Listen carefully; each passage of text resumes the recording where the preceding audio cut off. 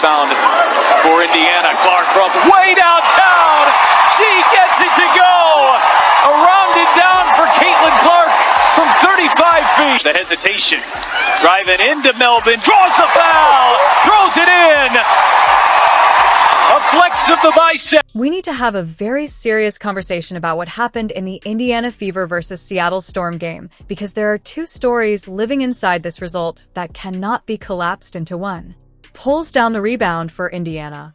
Clark from way downtown. She gets it to go. Round it down for Caitlin Clark from 35 feet. The hesitation. Driving into Melbourne. Draws the foul. Throws it in. A flex of the biceps. The first story is about Caitlin Clark delivering a performance that belongs in the category of all-time great individual outputs in WNBA history. A performance that extended her own legendary statistical record and reminded everyone watching exactly why she is the most important player this league has ever produced. The second story is about a coaching decision so transparently counterproductive, so specifically timed, and so clearly disconnected from any coherent competitive rationale that it has reignited the conversation about Stephanie White's fitness for this role with a force that this organization cannot continue to absorb without consequence. Indiana won this game, defeating the Seattle Storm 89-78. That is the result. That is real, and the win matters for a team that needed to get on the right side of the standings and build competitive momentum after a difficult early stretch. But the win does not make the coaching decision that defined the most controversial moment of this game disappear. It does not make it acceptable, and it does not make it something that responsible analysis should set aside simply because the final score went in the right direction. Let us start with Clark's performance because it demands to be described with the full weight it carries. 21 points, 10 assists, 7 rebounds, shooting percent from three-point range, connecting on 2 of 4 attempts from beyond the arc, 9 of 9 from the free throw line, maintaining what appears to be a perfect free throw percentage for the entire season, leading her team in plus-minus. And in the process of producing all of it, extending a WNBA record that places her in historical company that no other player in the league's history has reached. Her 12th career game with at least 20 points and 10 assists, the most in WNBA history. 12 times in the history of a professional basketball league that has been operating for decades, no player has produced a 20-point, 10-assist game as many times as Caitlin Clark. She now owns that record outright. Let that sit for a moment before we proceed, because every voice that spent the early weeks of this season questioning her performance, suggesting her shot was broken, implying that her struggles indicated something fundamental and lasting about her capabilities. Every one of those voices is now sitting across from a historical record that says otherwise. The logo threes were landing. The vision was operating at full capacity. The facilitation was elite. This was Caitlin Clark at the level her talent demands, and the result was a performance that belongs permanently in the record books.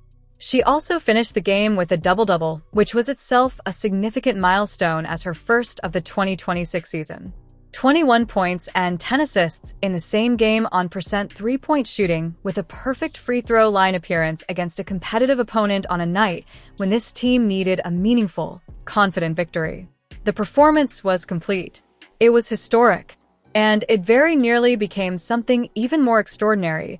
With roughly 7 minutes and 35 seconds remaining in the fourth quarter, Caitlin Clark was sitting 3 rebounds away from the first triple-double of her 2026 WNBA season. 3 rebounds with more than 7 minutes of game clock still available against a team Indiana was beating by a comfortable margin.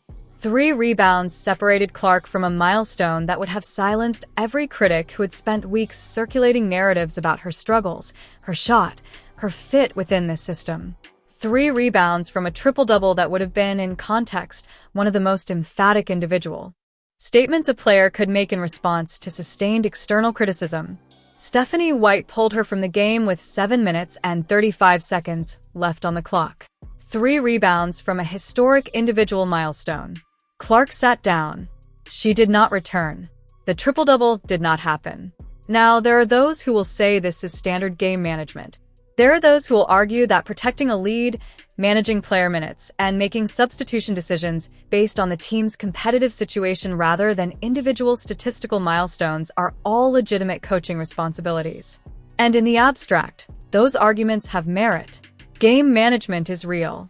Minute management is real. Coaches make decisions based on competitive context all the time. But here's the question that those arguments cannot answer. Why specifically with 7 minutes and 35 seconds remaining and a 3-rebound margin from a historic triple-double, was Clark the player who came out of this game? And why specifically were the other starters also removed in the same window? A decision that observers have noted appears designed to create the appearance of a general rest decision rather than a targeted removal of one specific player. The timeline is the problem. If Clark had been at 2 rebounds heading into the fourth quarter with 7 minutes remaining and Indiana comfortably ahead, the decision to begin managing her minutes would be understandable. But the specific circumstances, 3 rebounds from a milestone, more than 7 minutes left, a competitive margin that did not require emergency conservation of any player's availability, create a decision that demands an explanation that has not been provided. The fan community watching this game in real time reached a conclusion about what that decision represented. That conclusion is being expressed forcefully and publicly, and the pattern of substitution decisions that this coaching staff has made involving Clark throughout this early season provides the context that makes this particular decision so difficult to explain away through standard game management reasoning. Clark was pulled early in the second quarter as well, just over 1 minute into that period, having already received a rest period at the end of the first quarter.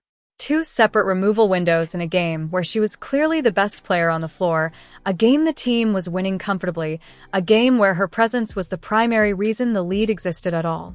The result of all this substitution management? Clark played 24 minutes. 24 minutes in a game Indiana won by 11 against the Seattle Storm.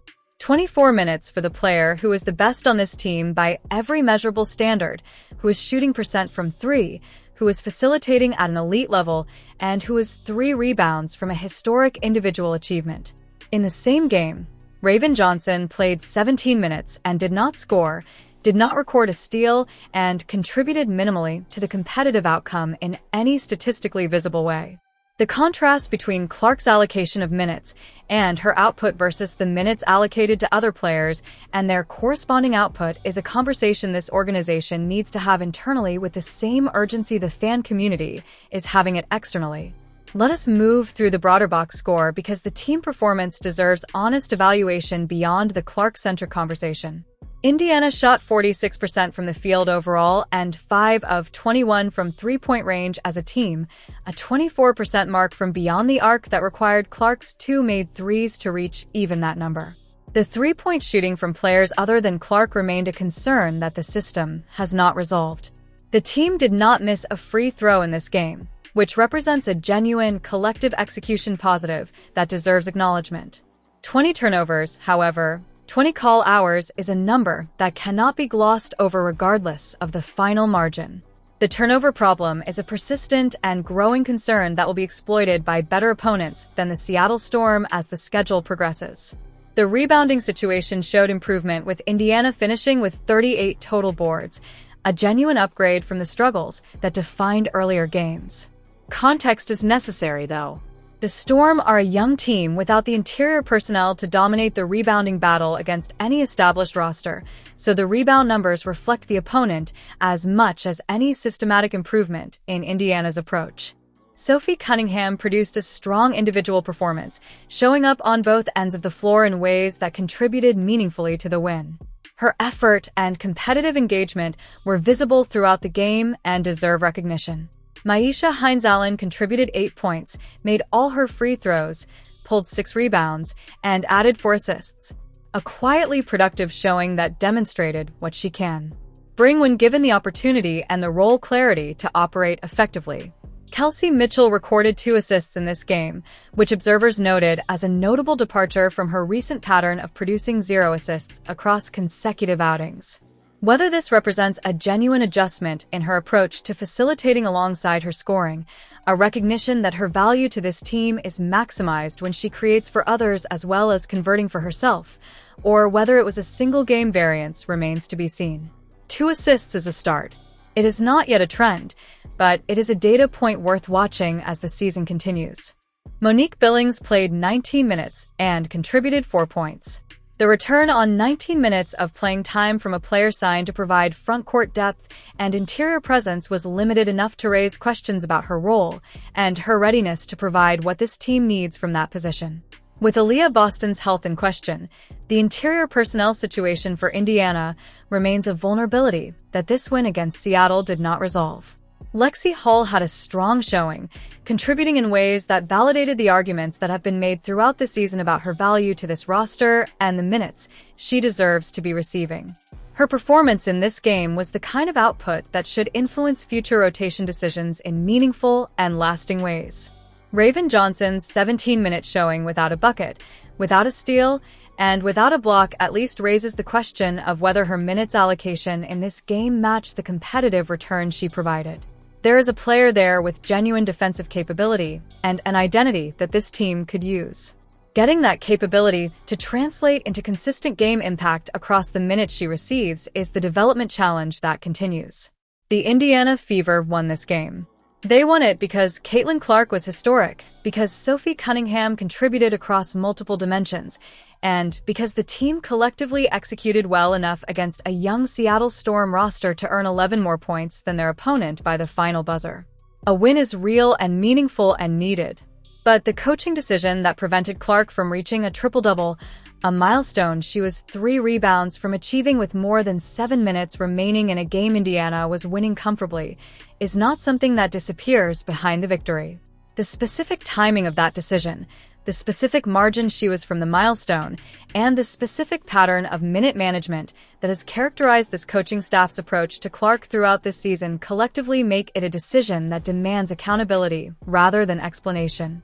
Clark now holds the all-time WNBA record for games with 20 or more points and 10 or more assists, or 12 of them, more than any player in the history of this league. That record was extended tonight. It will continue to be extended as this season progresses because the talent that produces those performances is real and sustainable and belongs to the best player this franchise has ever had. The question that the record does not answer, the question that this coaching staff needs to answer with its decisions rather than its words, is whether the people surrounding that talent are genuinely committed to maximizing what it can produce, or whether the pattern that observers have been documenting throughout this season reflects something else entirely. The win happened, the record was extended, the triple-double did not, and the conversation about why the triple-double did not happen with 7 minutes remaining and 3 rebounds needed is not going away because the scoreboard shows Indiana won. It is getting louder, and it deserves to be.